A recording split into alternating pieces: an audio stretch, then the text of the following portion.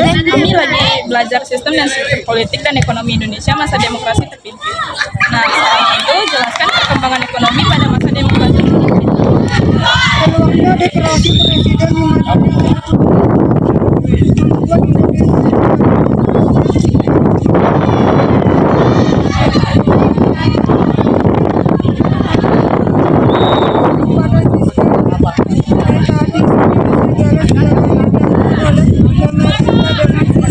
diharapkan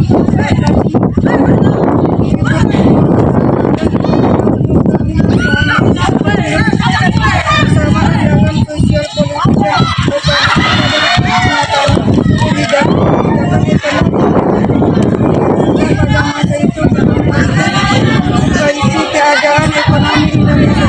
Ya baik, mari kita lanjut ke pertanyaan berikutnya. Coba kita tanya ke kakak itu ya. Cepat. Gede yang gede. Struktur politik dan ekonomi Indonesia masa demokrasi terpimpin.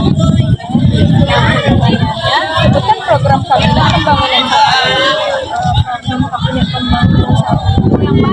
menciptakan stabilitas ekonomi dan politik sebagai syarat mutlak untuk pelaksanaan pemerintah. Yang kedua,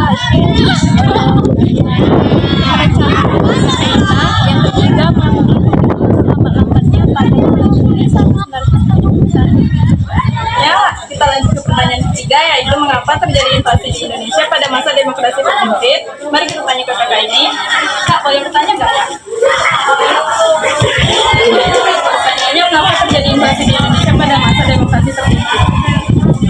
Jawabannya, jatuhnya perekonomian Indonesia pada masa demokrasi terpimpin dan inflasi sangat tinggi disebabkan oleh sikap pemerintah Indonesia yang lebih mementingkan kepentingan politik tanpa memperhatikan keadaan ekonomi. Untuk pertanyaan selanjutnya, mengapa pemerintah pada masa demokrasi terpimpin memperbaiki kondisi ekonomi? Selamat siang, Kak. Saya mau bertanya tentang sistem dan struktur politik ekonomi di Indonesia pada masa demokrasi terpimpin. Apa boleh? Boleh. Oke.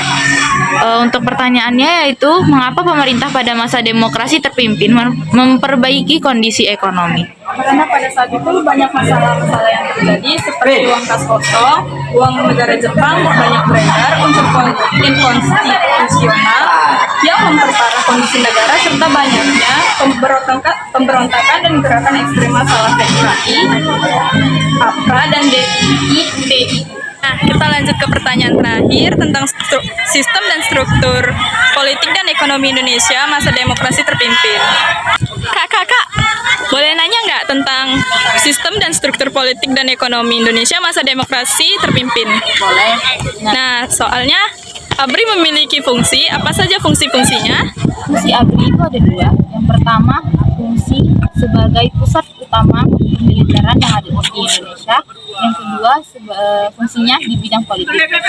Lalu, pada era, namun tidak dapat dikesampingkan, pada eranya Soeharto, memang tugas utama ABRI itu sebagai pusat pemiliteran di Indonesia. Namun seiringnya berjalannya waktu, pada tahun 1968 itu ABRI nampak signifikannya berarti